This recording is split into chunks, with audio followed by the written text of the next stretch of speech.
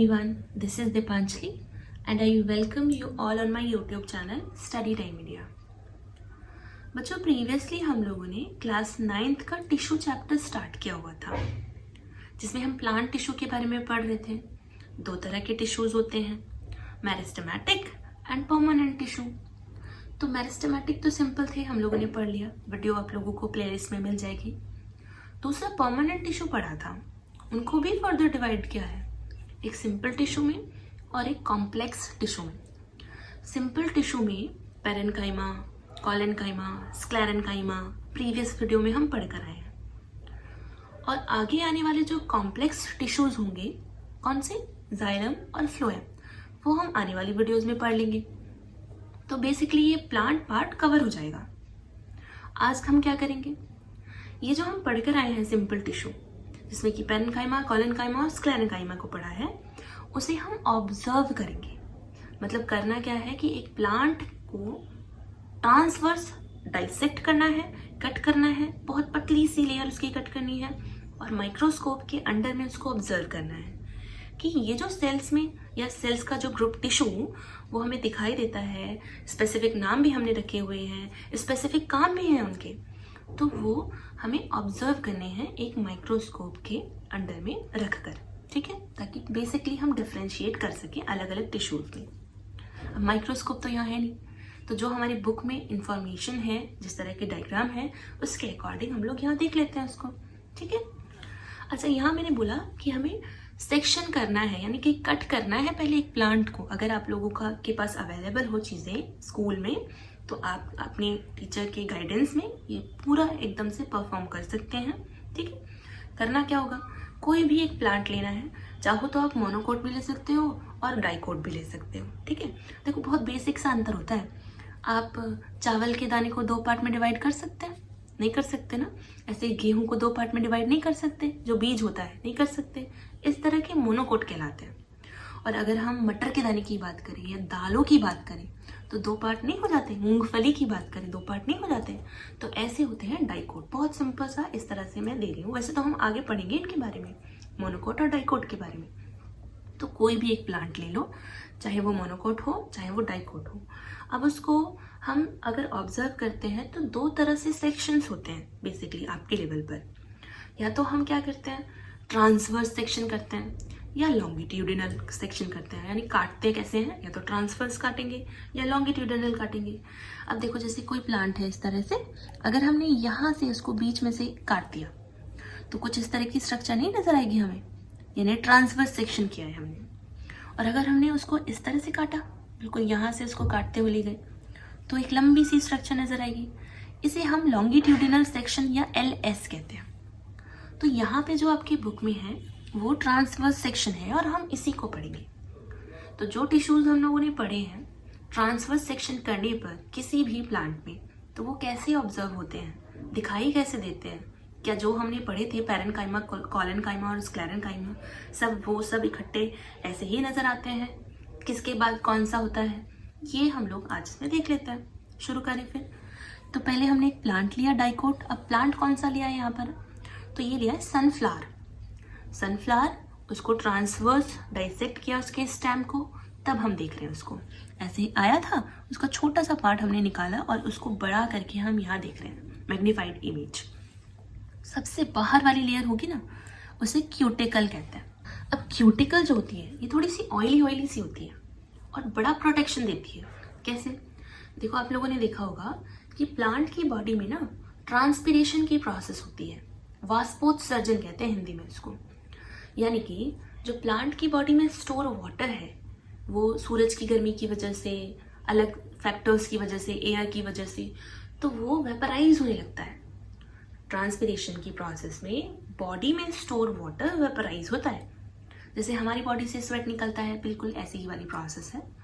तो ये जो क्यूटिकल की लेयर है ऊपर सबसे पतली सी ऑयली, ये ज़्यादा पानी रिलीज होने से बचाती है, ताकि ज़्यादा पानी वेपराइज नहीं हो पाए, थोड़ा पानी रहे भी बॉडी के अंदर, ठीक है, प्लांट सूख नहीं जाएंगे।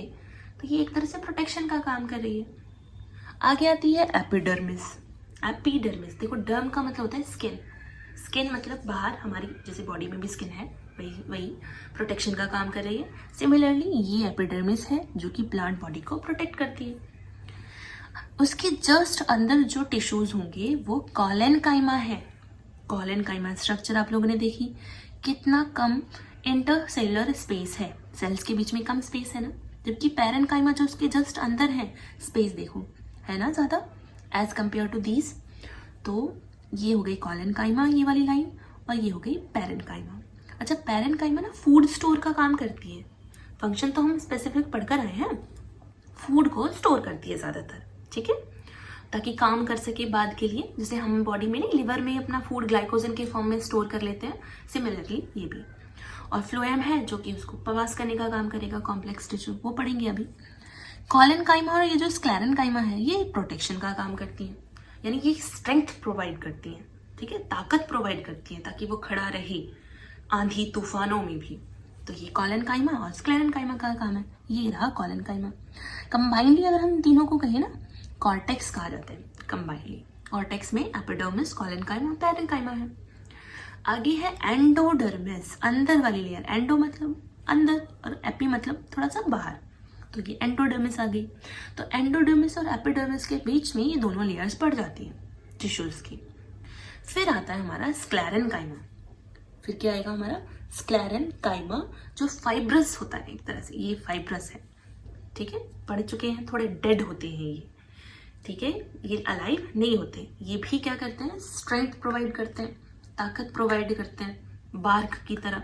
बार्क होती है ना बाहर बाहर लेयर, वो। जस्ट अंदर वाला पार्ट फ्लोएम है। फ्लोएम का क्या काम है, फूड को ट्रांसपोर्ट करना। देखो कहाँ बनता है फूड, पत्तियों में बनता है, लीव्स में बनता है, उसको हर पार्ट में पहुंचाना तो है ना, रूट्स में भी पहुंचाना है, उसको अलग स्टेम्स में भी पहुंचाना है। कौन कंडक्ट कराएगा, तो फ्लोएम, ये फ्लोएम। जस्ट अंदर आ जाता है कैम्बियम। ये देखो लंबी लंबी सी लेयर्स हैं, कैम्बियम। ग्रोथ जो होती है प्लांट में वो इसी की वजह से होती है, कैम्बियम की वजह से। तो इम्पॉर्टेंट है, प्लांट ग्रो कर रहा है कैम्बियम की वजह से।